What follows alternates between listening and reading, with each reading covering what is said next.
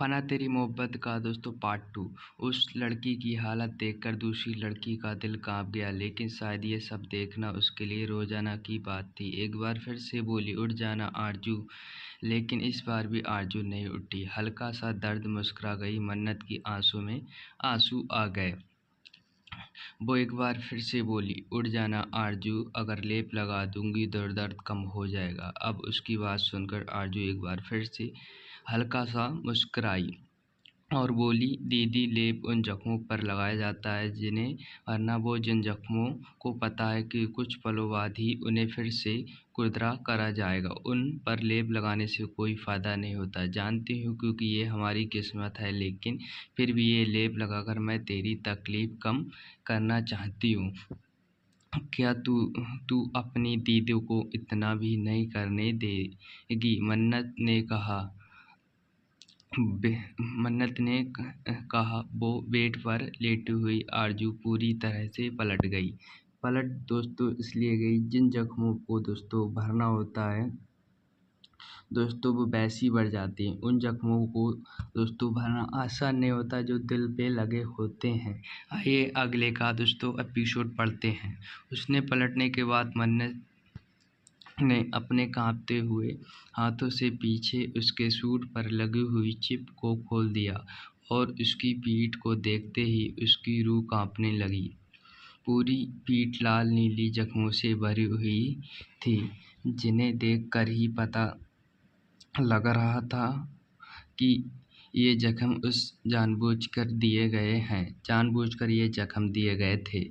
उसने अपनी कांपती हुई उंगलियों से कटोरे में से हल्दी वाला लेप लिया और उसकी पीठ पर अपनी उंगलियां रखते हुए आरजू ने बेड पर बिछी हुई चादर को अपनी मुट्ठियों में बीच लिया।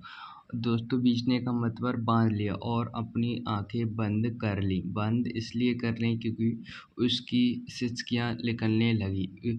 अभी उसने खुद को सपेटा भी नहीं था कि एक शख्स उसके कमरे में आया और बोला, ए आरजू, ये आज का तेरा दूसरा कस्टमर है।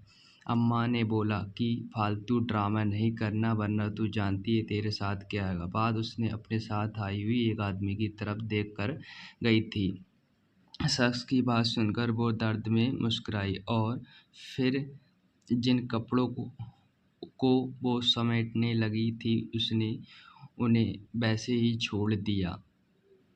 अपनी बात कहकर मंगल वहाँ से जा चुका था और अब जो आदमी उसके साथ आया था वो किसी शैतान की तरह हंसते हुए दरवाजे बंद कर अंदर आया और आरजू को अपनी हवस भरी नज़रों से देखने लगा। नज़रों का मतलब गंदी। उसकी नज़रें खुद पर पाकर आरजू मन किया कि उसकी आंखें नोच ले, लेकिन अगर वो ऐसा करने की हिम्मत भी करती तो उसे बुरी तरह से नोच लिया जाता। उसने अपने ऊपर गिरी हुई चुनरी को भी हटा दिया और एक लाश की तरह बिस्तर पर दोबारा इसलिए लेट गई दोस्तों तो सामने खड़ा इंसानी रूप भेड़िया अपने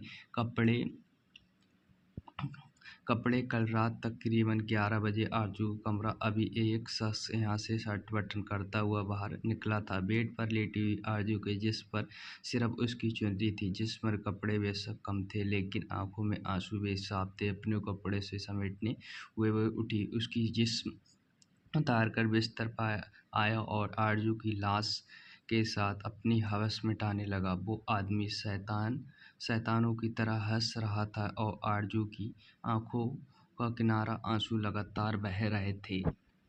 कल रात आरजू ने दूसरे कस्टमर के लिए मना कर दिया था क्योंकि बहुत ज़्यादा दर्द हो रहा था, तो उसकी सज़ा उससे ज़्यादा दर्द